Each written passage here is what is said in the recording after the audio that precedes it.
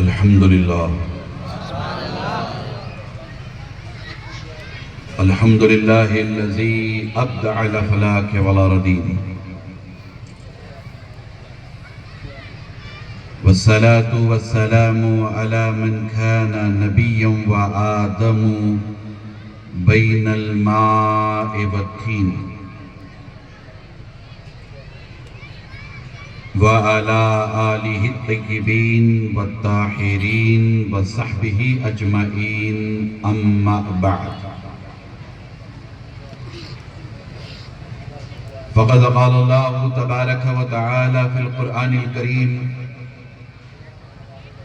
أعوذ بالله من الشيطان الرجيم،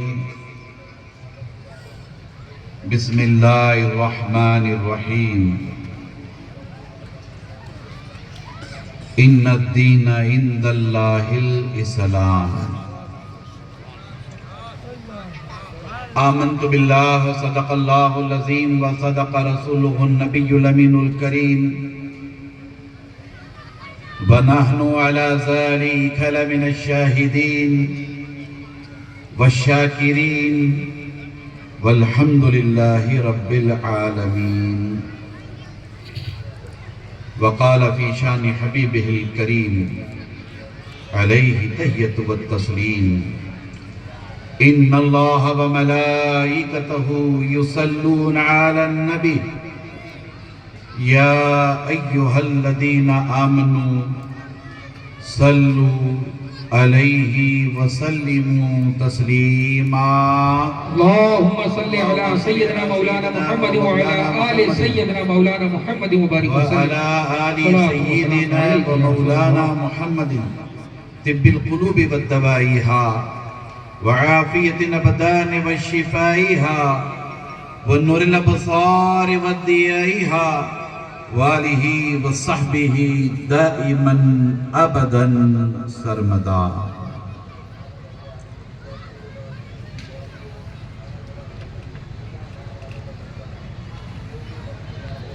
انتہائی محترم، محتشم، مکرم حضرت مولانا سید محمد علی قادری دامت برکاتہم العالیہ،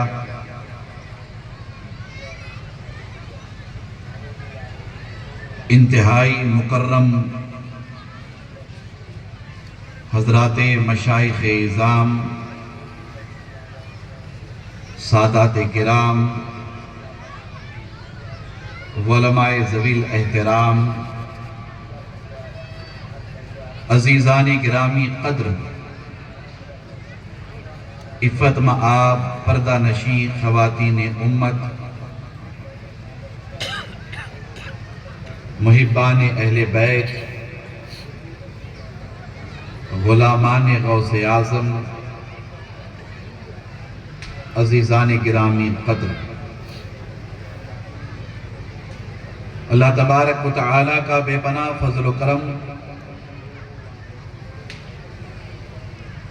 اور حضور نبی اکرم صلی اللہ تعالیٰ علیہ وآلہ وسلم کے نالین پاک کا تصدق،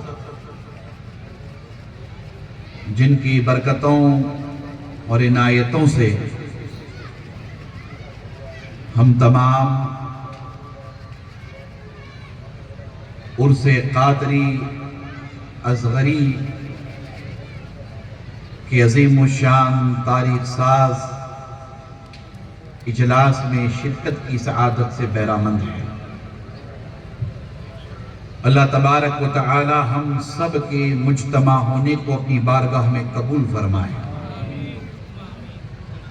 صاحب عرس کی چوکھٹ سے بٹنے والی خیرات کا خصوصی حصہ ہم سب کو عطا فرمائے.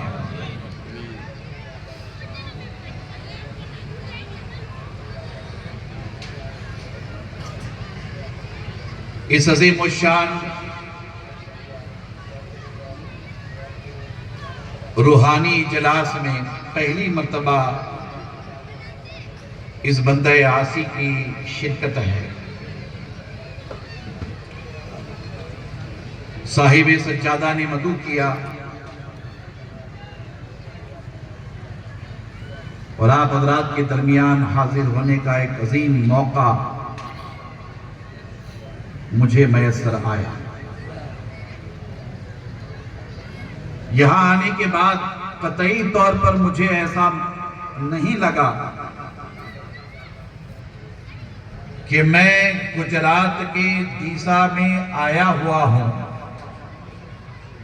بلکہ آپ حضرات کے درمیان آنے کے بعد مجھے ایسا لگا کہ میں دیسا میں نہیں بلکہ نجف اشرف کی کسی گلی میں بیٹھا ہوں۔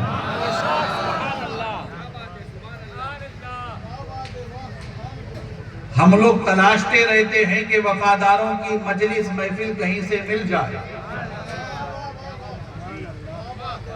ہم لوگ ڈھونڈتے رہتے ہیں کہ اوریجنل مسلمانوں کے درمیان بیٹھنے کا موقع ملے، ہم لوگ جستجو میں رہتے ہیں کہ دیوانوں کے درمیان جانے کی سعادت ملے۔ عالمگیر میاں جب خطاب کر رہے تھے، آپ حضرات سن رہے تھے، ناظم اجلاس نے بڑے جوشیلے انداز میں آپ کے سامنے بہت سارے اشعار پیش کیے، عقیدت محبت میں آپ کو کھڑا کیا۔ اندر سے آواز آئی کہ ناظم اجلاس نے مجمع میں ایک روح ڈالی ہے اور عقیدت اور محبت کے ساتھ سارے محبان اہل بیت کو کھڑا کیا ہے۔ تو اندر سے آواز آئی کہ آج یہ لوگ یہاں کھڑے ہیں، انشاءاللہ کل قیامت کے دن انہی وفاداروں کو غوث اعظم کے جھنڈے کا سایہ نصیب ہوگا۔ آپ لوگ بڑی محبت والے ہیں، بڑی عقیدت والے ہیں۔ تھوڑی دیر چند معروضات آپ حضرات کی خدمت میں پیش کر کے میں اپنی گفتگو تمام کروں گا، چونکہ یہ سالانہ عرس بھی ہے اور ساتھ میں عرس چہلم بھی ہے۔ آپ حضرات بڑے خوش نصیب، بڑے سعادت مند، بڑے خوش بخت ہیں کہ ایک عظیم خانقاہ سے وابستہ ہیں اور ایک عظیم پیر سے جڑے ہوئے ہیں۔ اللہ تبارک و تعالی کے نزدیک دین فقط اسلام ہے۔ مفتی شفیق صاحب، میں نے بہت سوچ سمجھ کر کے اس موضوع کا انتخاب کیا اور سوچا کہ میں اس پر گفتگو کروں، اس لیے کہ ایک طرف مسلک کا جھگڑا ہے، ایک طرف مشرب کا جھگڑا ہے، ایک طرف پیر صاحب کا جھگڑا ہے، ایک طرف مرید صاحب کا جھگڑا ہے۔ ان جھگڑوں سے بکیڑوں سے باہر نکل کر چلو آج ہم اسلام کی بات کرتے ہیں۔ کس کی بات کرتے میرے ساتھ بولیے؟ پیچھے والے قسم کھا کے آئیں گے، نہیں بولیں گے؟ آج ہم کس کی بات کریں گے؟ زور سے بولیے، دونوں ہاتھوں کو بلند کر کے بولیے، اسلام کی بات کریں گے۔ ان الدین عند اللہ الاسلام، اللہ کے نزدیک دین فقط اسلام ہے۔ لوگ تقابل ادیان کی بات کرتے ہیں، مجھے تھوڑا سا اختلاف ہے، بہت سارے مذاہب ہو سکتے ہیں مگر دین فقط اسلام ہے۔ جسے دین کہا جاتا ہے وہ صرف اور صرف اسلام ہے، اور اسلام آج کل سے یا 1400 سالوں سے یا 1000 2000 10,000 سالوں سے روئے زمین پر نہیں آیا ہے، بلکہ جس دن آدم علیہ السلام اس خاک دانے گیتی پر تشریف لائے اسی دن اسلام اس دنیا میں آیا ہے۔ جو لوگ ہمیں کہتے ہیں کہ ہم باہر سے آئے، انہیں معلوم ہونا چاہیے کہ ہم باہر سے نہیں آئے، تم باہر سے آئے۔ ہم تو کل بھی گھر میں تھے، آج بھی گھر میں ہیں، اور انشاءاللہ ہمیشہ گھر میں رہیں گے۔ جو گھر سے باہر جاتا ہے اس کی گھر واپسی ہوتی ہے، ہم تو گھر ہی میں ہیں۔ جو گھر میں پہلے ہی سے ہو تو پھر اس کے لیے گھر واپسی کا کوئی سوال ہی پیدا، بولیے ڈرتے نہیں ہے نا، گھر واپسی کا سوال ہی پیدا نہیں ہوتا۔ حضرت آدم علیہ السلام اس دنیا میں تشریف لائے تو سب سے پہلے حضرت آدم علیہ السلام ہمارے ہی وطن بھارت میں آئے، ہمارے ہی دیش ہندوستان میں آئے۔ آج کل وہ علاقہ سری لنکا کا علاقہ کہلاتا ہے، سرندیپ کا علاقہ کہلاتا ہے، سیلون کا علاقہ کہلاتا ہے، سری لنکا کہتے ہیں، جو ہمارے بالکل ساؤتھ کے نیچے سری لنکا ہے۔ جانتے ہیں نا سری لنکا؟ آدم علیہ السلام یہاں آئے، اماں حوا کو عرب میں اتارا گیا۔ آپ اس علاقے سے واقف ہوں گے جسے جدہ کہتے ہیں، جدہ کا علاقہ جہاں سیدہ حوا کا بازار ہے، جدہ۔ حضرت آدم علیہ السلام ہمارے دیش میں آئے، ہمارے دیش میں نازل ہوئے، ہمارے دیش میں بھیجے گئے۔ یہ ہم بھارت واسیوں کے لیے بڑے شرف کی بات ہے کہ حضرت آدم علیہ السلام ہمارے دیش میں آئے، ہمارے ملک میں آئے۔ تھوڑی سی گھبراہٹ پریشانی حضرت آدم علیہ السلام کو ہونے لگی، چونکہ جنت میں تھے نا۔ کہاں تھے؟ بولیے جنت میں تھے، زمین پر آئے، تھوڑی سی پریشانی ہونے لگی، ماحول مختلف ہے، علاقہ نیا ہے، کوئی جان پہچان والا بھی نہیں ہے، بس حضرت آدم علیہ السلام کے علاوہ کوئی ہے بھی نہیں۔ تھوڑی سی آدم علیہ السلام کو پریشانی ہونے لگی، وحشت ہونے لگی، بے چینی ہونے لگی، تو اللہ تبارک و تعالیٰ نے حضرت آدم علیہ السلام سے اللہ تبارک و تعالیٰ نے حضرت آدم علیہ السلام کی بے چینی کو دور کرنے کے لیے حضرت جبرائیل سے فرمایا کہ جبرائیل جاؤ، میرا آدم بے چین ہے، جاؤ جا کر کے میرے آدم کے سامنے اذان کی فلک شگاف صدائیں بلند کرو، اذان دو۔ کیا؟ اذان۔ حضرت جبرائیل آئے اور حضرت جبرائیل نے حضرت آدم علیہ السلام کی بے چینی کو دور کرنے کے لیے اذان دی، اذان پکاری، اذان کی فلک شگاف صدائیں بلند کی۔ حضرت آدم علیہ السلام کی بے چینی دور ہوتی رہی۔ ہم اپنی قسمت پہ ناز کرتے ہیں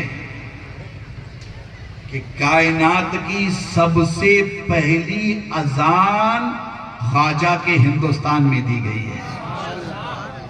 بولیے کہاں دی گئی؟ خواجہ کے، بولیے خواجہ کے ہندوستان میں دی گئی ہے۔ ان الدین عند اللہ الاسلام۔ کم و بیش 1,24,000 انبیاء کرام علیہم السلام وقتاً فوقتاً اللہ کے بندوں کی رشد و ہدایت کے لیے اس دنیا میں تشریف لاتے رہے۔ ہر نبی کا دین دین اسلام، ہر پیغمبر کا دین دین اسلام۔ حضرت ابراہیم علیہ السلام آئے تو اپنے ساتھ دین اسلام لے کر کے آئے، حضرت اسماعیل علیہ السلام آئے تو اپنے ساتھ دین اسلام لے کر کے آئے، حضرت موسیٰ علیہ السلام آئے تو اپنے ساتھ دین اسلام لے کر کے آئے، حضرت عیسیٰ علیہ السلام آئے تو اپنے ساتھ دین اسلام لے کر کے آئے۔ 1,24,000 کم و بیش انبیاء کرام علیہم السلام کا دین دین اسلام رہا۔ اب دین کو مکمل کرنا ہے، دین کو کامل و اکمل کرنا ہے، دین کی دعوت کو پورا کرنا ہے، دین کی ضرورت کو پورا کرنا ہے، دین کو کامل و اکمل کرنا ہے۔ اللہ تبارک و تعالی نے دین اسلام کی تکمیل کے لیے اپنے محبوب علیہ السلام کو آخری نبی، آخری رسول بنا کر اس دنیا میں بھیجا۔ حضور نبی اکرم صلی اللہ تعالیٰ علیہ وآلہ وسلم تشریف لائے، آخری نبی آخری رسول بن کر اللہ تبارک و تعالیٰ نے مصطفیٰ جان رحمت پر نبوت اور رسالت کا دروازہ بند کر دیا۔ ما کان محمد نبا احد من رجالکم ولکن رسول اللہ وخاتم النبیین، فرمایا اے محبوب اب آپ کے بعد کوئی نبی نہیں آئے گا، اب آپ کے بعد کوئی رسول نہیں آئے گا، آپ پر نبوت اور رسالت کا دروازہ بند کر دیا جاتا ہے۔ حضور نبی اکرم صلی اللہ تعالیٰ علیہ وآلہ وسلم آخری نبی بن کر اس دنیا میں تشریف لائے، دین مکمل ہو گیا۔ الیوم اکملت لکم دینکم واتممت علیکم نعمتی ورضیت لکم الاسلام دینا۔ کیا فرمایا ہے میرے محبوب؟ آج کے دن ہم آپ کے لیے آپ کے دین کو مکمل کر دیتے ہیں۔ کلام کتنا دل نواز ہے، توجہ کریں۔ گجرات والوں آپ محبان اہل بیت ہو، گجرات والوں آپ آل رسول سے بڑی محبت کرتے ہو، گجرات والوں آپ کو نبی کے گھرانے سے صرف محبت نہیں بلکہ عشق ہے، عشق۔ محبت میں شدت نہیں ہوتی ہے، عشق میں شدت ہوتی ہے۔ توجہ کریں، آپ کو تو اہل بیت اطہار سے عشق ہے، عشق، آپ بڑی وابستگی رکھتے ہو، آپ کی بڑی نسبت ہے۔ میرے سامنے جتنے بیٹھے ہوئے ہیں، مرد بزرگ نوجوان بیٹے بیٹیاں، آپ سب مولائی ہیں۔ سب مل کر کے بولیے الحمدللہ۔ آپ سب مولائی ہیں، بولیے الحمدللہ۔ ذرا دونوں ہاتھوں کو بلند کر کے بولیے الحمدللہ، الحمدللہ۔ اللہ آپ کی محبت کو سلامت رکھے، آپ کے عشق رسول عشق آل رسول کو سلامت کرے۔ اللہ توجہ کرے۔ اے میرے محبوب، ہم نے آج کے دن آپ کے دین کو آپ کے لیے مکمل کر دیا۔ جتنے علماء بیٹھے ہوئے ہیں، میں آپ کی توجہ چاہوں گا، ایک سے بڑھ کر کے ایک علم والے تشریف فرما ہے، خود حضرت مولانا سید محمد علی قادری زید مجدہ بیٹھے ہوئے ہمارے درمیان، محترم عالمگیر اشرف صاحب بیٹھے ہوئے ہیں، شہزادہ غوث اعظم سید محمد شبر قادری صاحب بیٹھے ہوئے ہیں، یہ ہمارے شہزادہ غوث اعظم خطیب دکن رحمت اللہ تعالیٰ علیہ کے شہزادے یہ ہمارے درمیان بیٹھے ہوئے ہیں۔ میں آپ سب کی توجہ چاہتا ہوں، اے حبیب مکرم صلی اللہ تعالیٰ علیہ وآلہ وسلم، آج کے دن ہم نے آپ کے دین کو آپ کے لیے مکمل کر دیا۔ کیا مطلب؟ بہت ہی واضح، بہت ہی صاف ستھرا پیغام دیا جا رہا ہے۔ اے دنیا والوں سن لو، اللہ کے نزدیک وہی دین معتبر ہے جو مصطفیٰ جان رحمت کی نسبت کے ساتھ بیان کیا جاتا ہے۔ اللہ کے نزدیک وہی دین معتبر ہے جو مصطفیٰ جان رحمت کے حوالے سے سمجھایا جاتا ہو۔ اے حبیب مکرم، آج کے دن ہم نے آپ کے دین کو، دین آپ کا ہے، آپ کے دین کو، اے میرے محبوب، کسی اور کے لیے نہیں، ہمیں کسی اور سے کیا غرض، ہمیں کسی اور سے کیا غرض۔ آج کے دن اے میرے محبوب، ہم نے آپ کے دین کو آپ کے لیے مکمل کر دیا۔ اللہ اکبر۔ پھر آگے کیا فرمایا؟ وَرَضِيتُ لَكُمُ الْإِسْلَامَ دِينًا، اور ہم دین اسلام سے راضی ہو گئے۔ دین اسلام سے اللہ راضی ہو گیا، دین اسلام سے اللہ راضی ہو گیا، دین اسلام سے اللہ راضی ہو گیا۔ یہ مت سمجھیے گا کہ دین اسلام سے اللہ مسلمانوں کی وجہ سے راضی ہوا، نہیں نہیں، دین اسلام سے اللہ محمد الرسول اللہ کی وجہ سے راضی ہو گیا۔ اللہ اکبر۔ اللہ اکبر، کیسی کیسی قربانیاں، کیسا ایثار،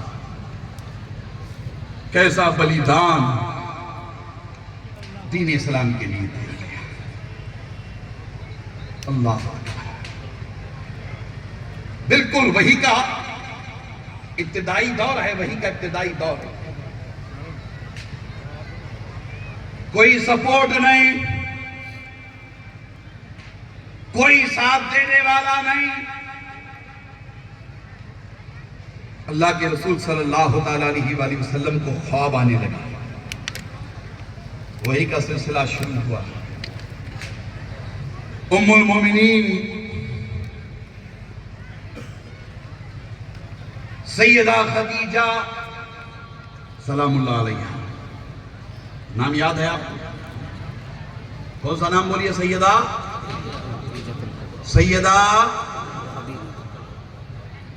خدیجۃ الکبریٰ، ام المومنین، ام المومنین کہتے نا، ام المومنین۔ اللہ کے رسول صلی اللہ تعالیٰ علیہ وآلہ وسلم کی پہلی زوجہ محترمہ ام المومنین سیدہ خدیجہ سلام اللہ علیہ۔ یہ کون سیدہ خدیجہ ہیں؟ اللہ اکبر، یہ خواتین جنت کی سردارہ سیدہ فاطمہ کی ماں ہیں۔ سب مل کر کہیے سبحان اللہ۔ اکثر ہوتا کیا ہے کہ 12 بجے سے پہلے لوگ تقریر سنتے ہیں، ناظم اجلاس 12 بجے سے پہلے لوگ تقریر سنتے ہیں اور 12 بجے کے بعد لوگ تقریر کھاتے ہیں۔ 12 بجے سے پہلے منہ بند آنکھ کھلی رہتی ہے اور 12 کے بعد آنکھ بند اور منہ کھل جاتا ہے، مگر آپ تو سارے کے سارے مولائی ہیں، آپ تو سارے کے سارے مولائی ہیں۔ عالمگیر میاں نے کہا نا کہ مرنے سے پہلے مرو تو نیند کو مارو۔ کس کو مارو؟ بولیے، نیند کو مارو، نیند کو مارو۔ اللہ اکبر، ام المومنین سیدہ خدیجہ سلام اللہ علیہا،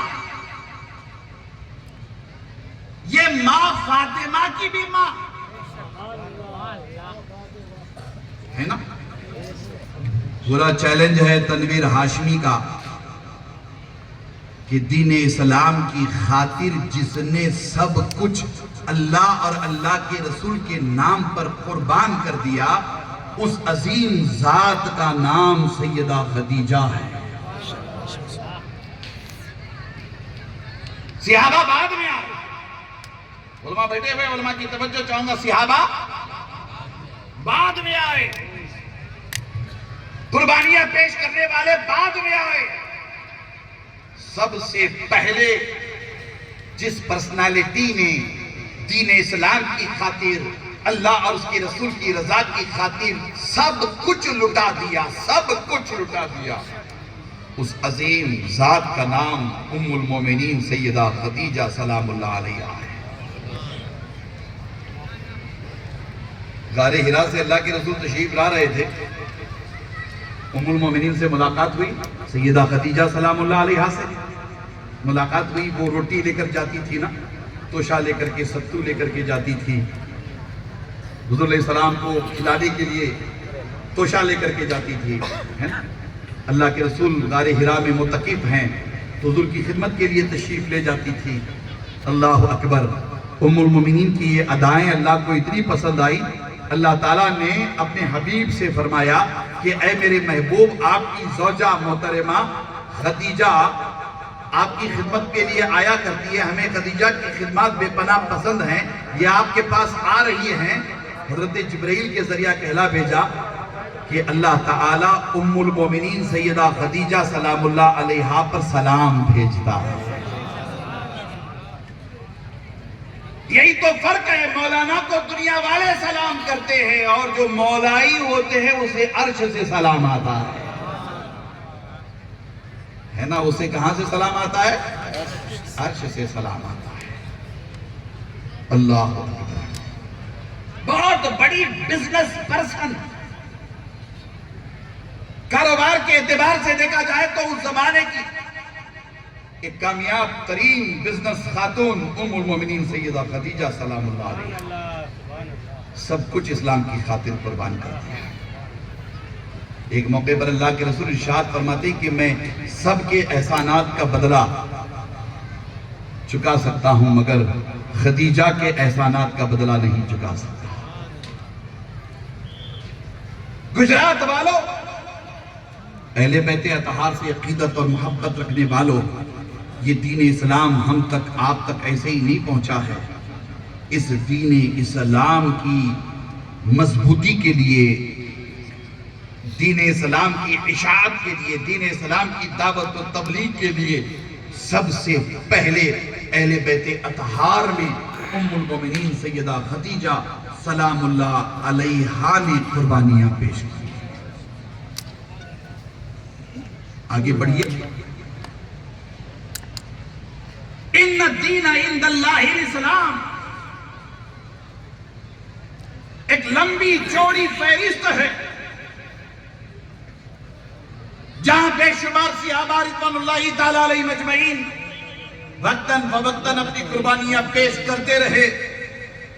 وہیں اہل بیت اطہار کو دیکھا جائے، اہل بیت اطہار کو پڑھا جائے، رسول اللہ کے گھرانے کو سمجھا جائے تو آپ کو پتا چلے گا کہ حضور نبی اکرم صلی اللہ تعالیٰ علیہ وآلہ وسلم کا یہ گھرانہ دین اسلام کی خاطر دنیا کے جتنے گھرانے گزرے ہیں، جتنے فیملیز گزرے ہیں، جتنے خانوادے گزرے ہیں، جتنے قبیلے گزرے ہیں، ان سب سے بڑھ کر کے اسلام کی دعوت و تبلیغ کے لیے، اسلام کی اشاعت اور استحکامت کے لیے جس گھرانے نے سب سے زیادہ قربانیاں پیش کی ہیں، وہ گھرانہ رسول اللہ کا گھرانہ ہے، وہ گھرانہ ہاشمی گھرانہ۔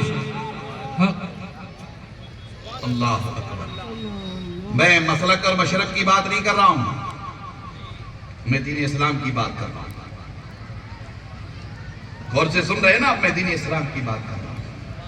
اللہ اکبر۔ امام علی علیہ السلام کو پڑھیے، سیدہ فاطمہ سلام اللہ علیہا کو پڑھیے، امام حسن مجتبیٰ کی سیرت کا مطالعہ کیجئے، امام حسین شہید دشت کربلا کی شہادت کو پڑھیے تو آپ کو اچھی طرح سے معلوم ہو جائے گا، پتہ چلے گا کہ یہ دین ایسے ہی مضبوط نہیں ہوا ہے۔ اس دین اسلام کی مضبوطی کے لیے حضور نبی اکرم صلی اللہ تعالیٰ علیہ وآلہ وسلم کے گھرانے نے خون جگر پلایا ہے، خون جگر سے اس کی آبیاری کی ہے۔ پوری دنیا کو بہادری کا جو درس دیا جاتا ہے نا، بہادری کا درس، شجاعت کا درس، جواب مردی کا درس، دشمن پر غالب آنے کا درس، جو سبق پوری دنیا کو شجاعت کا پڑھایا جاتا ہے، خدا کی عزت کی قسم وہ شجاعت کی خیرات اللہ تبارک و تعالیٰ امام علی کی چوکھٹ سے پوری دنیا میں تقسیم فرماتا ہے۔ امام علی کی چوکھٹ سے پوری دنیا میں تقسیم فرماتا ہے۔ اللہ نے نام ہی ایسا رکھا علی۔ کیسا نام ہے بولیے؟ سب مل کر بولیے، علی۔ علی نام کیا ہے؟ زور سے بولیے، علی۔ حضرت کے نام کے ساتھ کیا نام جڑا ہوا ہے؟ بولیے، علی۔ کتنا پیارا نام ہے، کتنا پیارا نام ہے۔ یہ نام سب سے پہلے تو اس لیے پیارا ہے کہ یہ نام اللہ اور اس کے رسول کو سب سے زیادہ پیارا ہے۔ علی کہیں گے میرے ساتھ؟ کہیے علی۔ ایسے نہیں لگتا کہ مردگی میں زندگی آ رہی ہو؟ ایسے نہیں لگتا کہ بے جان میں کوئی جان ڈال رہا ہو؟ لگتا ہے نا اسے؟ علی، کیا نام ہے؟ علی علی علی۔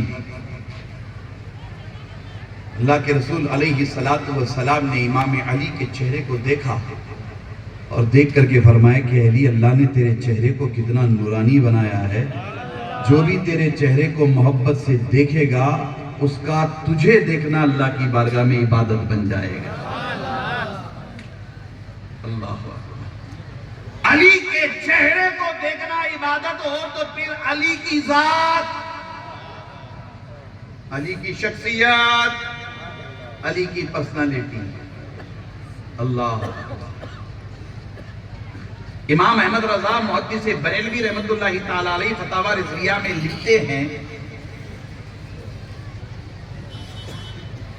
کہ روز اول سے لے کر کے امام علی کی پیدائش تک، امام علی کی پیدائش سے لے کر کے غدیر خم تک، غدیر خم سے لے کر کے آپ آگے بڑھیے، سفر پورا میں گنوا رہا ہوں، امام علی کی پوری حیات ظاہری تک۔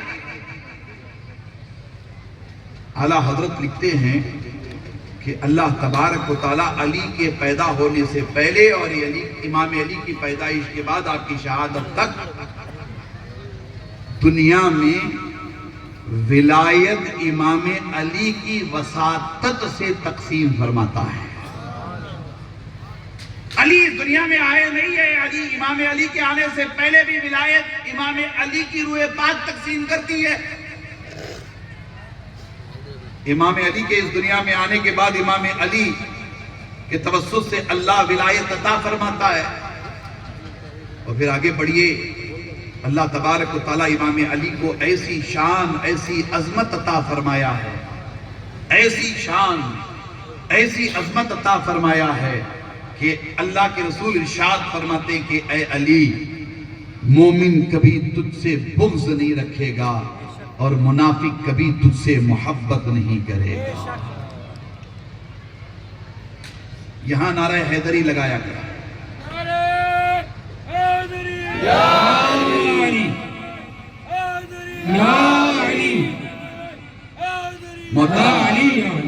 محترم عالمگیر میاں نے بھی نعرہ حیدری کی ترغیب دلائی ہے نا۔ میں مفتی صاحب کی تقریر نہیں سن سکا، مفتی شفیق القادری صاحب کی تقریر نہیں سن سکا۔ مفتی شفیق القادری صاحب بھی آپ کو یقیناً اس طرح توجہ دلائے ہوں گے نعرہ حیدری کی جانب۔ نعرہ حیدری جہاں جہاں محبان اہل بیت ہیں وہاں لگتا ہے۔ نعرہ حیدری کی صدائیں جہاں جہاں رسول اللہ کے گھرانے سے محبت کرنے والے وہاں اس کی صدائیں بلند ہوتی ہے۔ ہم جہاں کہیں جاتے ہیں اپنے مخاطب کو توجہ دلاتے ہیں کہ نعرہ حیدری لگایا کریں۔ کیا کریں؟ نعرہ حیدری بولیے، نعرہ حیدری لگایا کریں۔ اس لیے کہ ہمارے دیش میں دو طرح کا مال ملتا ہے، ایک ہمارے اپنے دیش کا make in India, made in India ہے نا۔ ہمارے دیش کا مال اوریجنل ہوتا ہے، ہمارا دیش اوریجنل ہے، ہمارے دیش کا مال بھی original, made in India, make in India, ہمارے دیش کا مال اوریجنل۔ اور بہت سارا مال چائنا سے بھی آ جاتا ہے۔ کہاں سے آتا ہے؟ چائنا سے۔ چائنا سے آنے والے مال کی کوئی گارنٹی بولیے نہیں ہوتی ہے۔ ہم کہتے ہیں کہ نعرہ حیدری لگاؤ۔ نعرہ حیدری لگانے سے یہ معلوم ہو جاتا ہے کہ کون اوریجنل مسلمان ہے اور کون مال چائنا سے انڈیا میں امپورٹ کیا گیا۔ نعرہ حیدری لگانے سے کتنا تو پتہ چلتا ہے، مگر اس کی ایک بڑی علمی حیثیت بھی ہے، روحانی حیثیت بھی ہے۔ میں اس تفصیل میں نہیں جانا چاہتا ہوں کہ نعرہ حیدری کس نے لگایا، کب لگایا، کیوں لگایا، اس کی تاریخ کیا ہے، اس کا پس منظر کیا ہے، وغیرہ وغیرہ۔ میں اس گہرائی میں نہیں جانا چاہتا ہوں۔ میں بس یہ سمجھانا چاہ رہا ہوں کہ دین اسلام پر نبی علیہ السلام کے گھرانے کا بڑا احسان ہے، اور ان میں امام علی علیہ السلام کا۔ اللہ اکبر۔ توجہ کریں، بہت سارے لوگوں کو اعتراض ہے نعرہ حیدری پر۔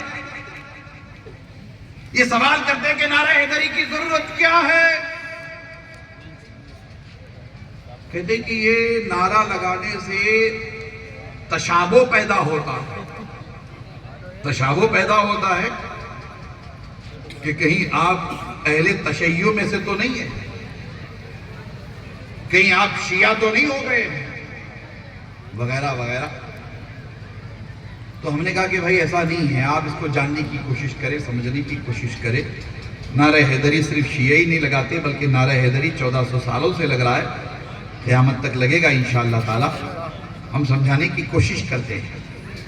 نعرہ حیدری اہل بیت اطہار کا نعرہ، نعرہ حیدری صحابہ کا نعرہ، نعرہ حیدری تابعین کا نعرہ، نعرہ حیدری تبع تابعین کا نعرہ۔ جاؤ جا کر کے امام اعظم سے پوچھو، امام شافعی سے پوچھو، امام مالک سے پوچھو، امام احمد بن حنبل سے پوچھو، ان سب کا نعرہ نعرہ حیدری۔ ائمہ اہل بیت سے پوچھو، ان سب کا نعرہ نعرہ حیدری۔ غوث اعظم نعرہ حیدری لگاتے رہے، غریب نواز نعرہ حیدری بلند کرتے رہے، محبوب الہی نعرہ حیدری بلند کرتے رہے، مخدوم سنہ نعرہ حیدری بلند کرتے رہے، بندہ نواز نعرہ حیدری بلند کرتے رہے، شاہ وجیہ الدین نعرہ حیدری بلند کرتے رہے، ہاشم پیر دستگیر نعرہ حیدری بلند کرتے رہے، صاحب عز نعرہ حیدری بلند کرتے رہے۔ 1400 سالہ تاریخ گواہ ہے کہ ہر دور میں نعرہ حیدری اہل ایمان لگاتے رہے ہیں، اور صبح قیامت تک نعرہ حیدری اہل ایمان لگاتے رہیں گے۔ آپ توجہ کریں، کچھ لوگوں کا چہرہ نعرہ حیدری لگانے سے بگڑ جاتا ہے، چہرہ بگڑ جاتا ہے۔ کچھ لوگ پریشان ہو جاتے ہیں نعرہ حیدری سے، وہ کرے کیا، مجبور ہے، اس لیے کہ اللہ تعالیٰ نے امام علی کے نام میں ایسی تاثیری رکھی ہے نا کہ وہ اندر والا بغض چہرے سے ظاہر ہو جاتا ہے۔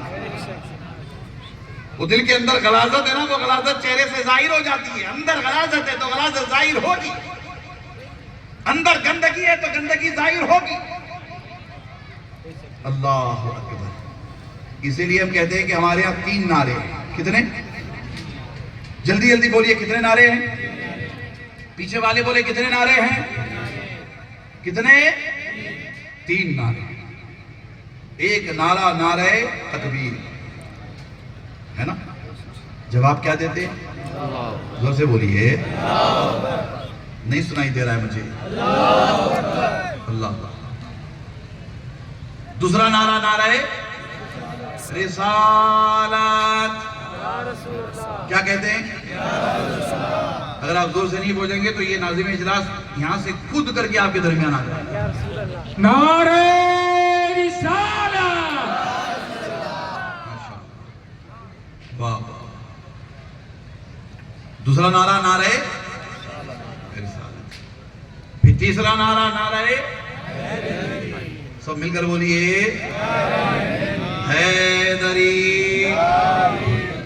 نعرہ حیدری کہتے ہیں تو یا علی کی صدائیں بلند ہو جاتی ہے۔ میں جہاں کہیں اس طرح کی بات ہوتی ہے تو یہ ترتیب ذرا سا سمجھاتا ہوں اپنے سامعین، اپنے سننے والوں۔ ناظم اجلاس کی بھی میں توجہ چاہوں گا، مفتی شفیق صاحب بھی بیٹھے ہوئے، مفتی صاحب بھی توجہ کریں گے انشاءاللہ تعالیٰ، ابو آپ بھی توجہ کریں گے۔ اللہ اکبر۔ نعرہ تکبیر کی صدائیں بلند کرو، اس سے کون مسلمان ہے کون کافر ہے فرق واضح ہو جائے گا۔ نعرہ تکبیر کی صدائیں بلند کرو، کون مسلمان ہے کون کافر ہے فرق واضح ہو جائے گا۔ کہ جب فرق واضح ہو گیا تو اب یہ سمجھ میں نہیں آ رہا ہے کہ ان ساروں میں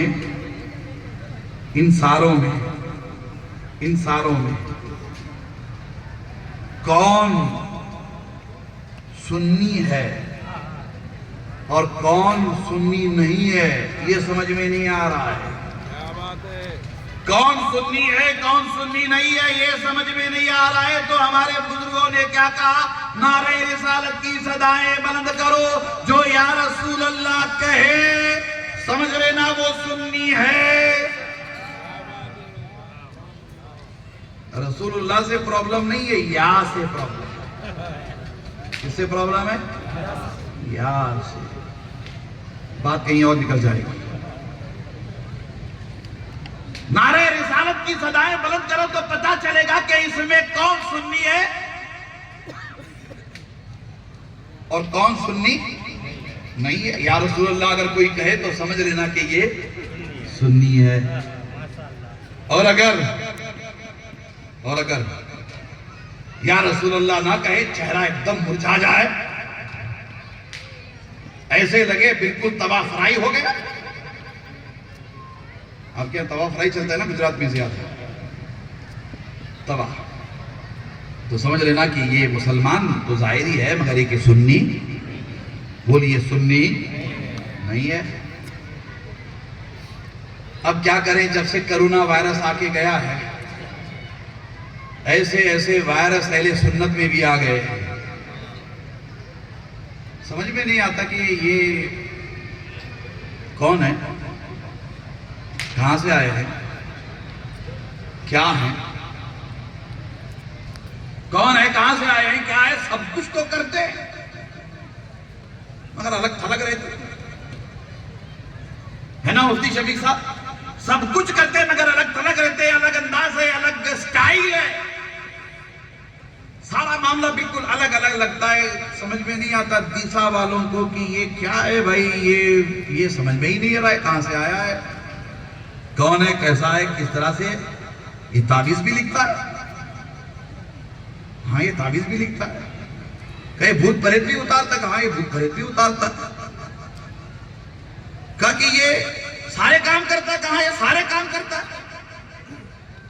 مگر سمجھ میں نہیں آ رہا کہ یہ اوریجنل ہے، ڈپلیکیٹ ہے، اپنا ہے، پرایا ہے، کہاں سے آیا ہے، کون ہے، کدھر کا ہے. تو یہ دو والوں سے زیادہ یہ تیسرا والا خطرناک ہے.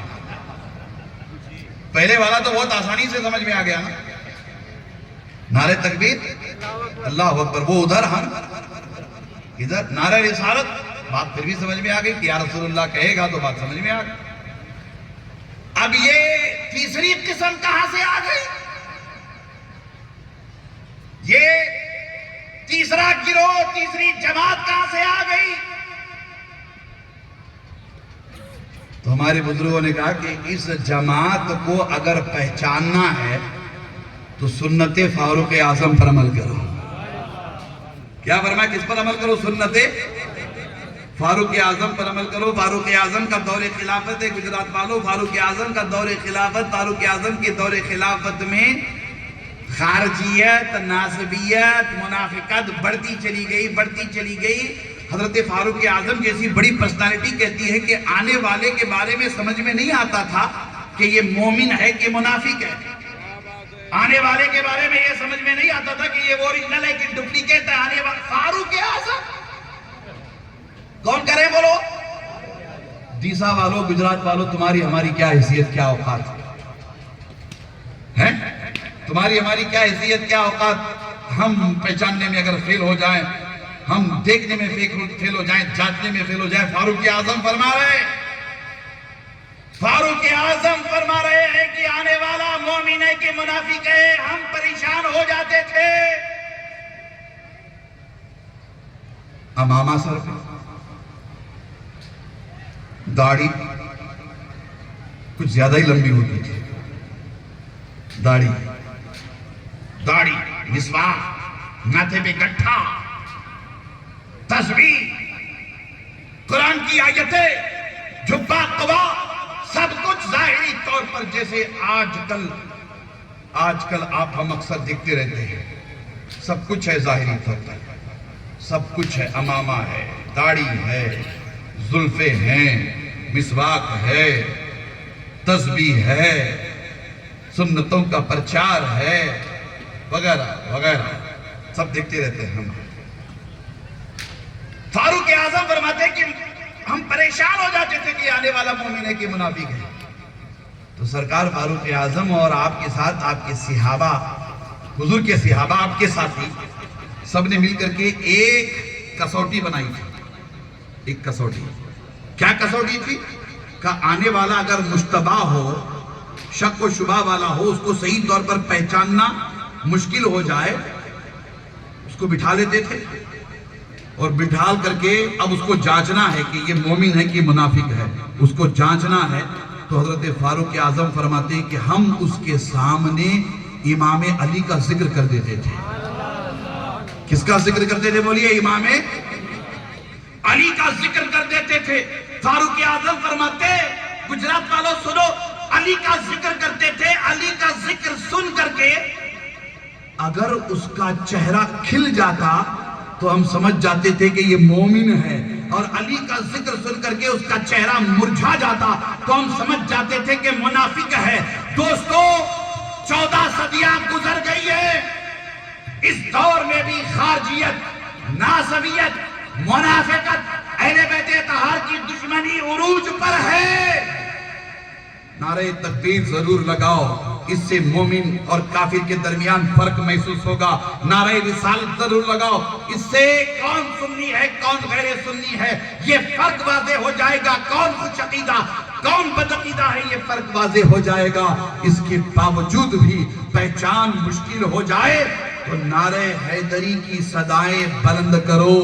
اگر چہرہ کھل گیا، زبان پر یا علی کا نعرہ آ گیا تو سمجھ لینا کہ یہ وفادار ہے، اور علی کا نام سن کر کے چہرہ مرجھا جائے تو سمجھ لینا کہ یہ غدار ہے. ایک نعرہ حیدری، ایک نعرہ حیدری، 5 نعرہ پنجتن کا، ایک نعرہ حیدری. اللہ، یہ سبق یاد رکھیں گے انشاءاللہ، یہ سبق یاد رکھیں گے. ان الدین عند اللہ الاسلام. گفتگو مکمل نہیں ہو پا رہی ہے، وقت دامنگیر ہے، سفر بھی ہے، اور ابھی بڑی لمبی فہرست ہے. بزرگان دین بیٹھے ہوئے ہیں اسٹیج پر، وہ اپنے خطابات نایاب سے آپ سب کو سرفراز کریں گے. بس آپ سے گزارش اتنی ہے کہ جہاں ایمان و عقیدے کی حفاظت، محبت اہل بیت کی حفاظت ضروری ہے، لازمی ہے، وہیں جن کے عرس میں آئے ہیں ان کی تعلیمات، صاحب عرس کی تعلیمات، غریب نواز کی تعلیمات، غوث اعظم کی تعلیمات، حسنین کریمین کی تعلیمات، امام علی کی تعلیمات. ان کی تعلیمات میں سب سے زیادہ زور دے کر کے یہ بات بار بار آپ کو کہی گئی ہے، بار بار کہی جاتی ہے کہ ہر حال میں نماز کی پابندی کریں. اقیم الصلاۃ، اقیم الصلاۃ، اقیم الصلاۃ. کبھی بھی آپ نے، جو بڑے بڑے بزرگ حضرات ہیں، آپ نے کبھی بھی صاحب عرس کو نماز چھوڑتا ہوا دیکھا؟ بولیے، کبھی نہیں دیکھا. نماز کے پابند دیکھا. حضرت بیٹھے ہوئے حضرت کو نماز کا پابند دیکھتے ہیں، آپ علماء مشائخ کو دیکھتے ہیں، یہ سب نماز کے پابند ہیں. ہم اہل بیت کے چاہنے والے ہیں تو ہمارے لیے ضروری ہے کہ ہم ہر حال میں نماز کی پابندی کریں، نماز قائم کریں، نماز کی پابندی کریں. مجھے امید بلکہ یقین ہے کہ آپ انشاءاللہ باذن اللہ اہل بیت کی محبت سے سرشار ہیں. آپ اہل بیت کی محبت کے چراغوں کو اپنے سینوں میں روشن رکھتے ہوئے نماز قائم کریں گے انشاءاللہ تعالی. سب مل کر بولیے انشاءاللہ، انشاءاللہ. اللہ آپ کو شاد آباد سلامت رکھے. خارجیت، ناسبیت کے طوفان سے آپ کے ایمان کے چراغ کی اللہ حفاظت فرمائے. آمین ثم آمین. وما علینا الا البلاغ المبین. مفکر اسلام، مصلح قوم ملت حضرت اقدس الشاہ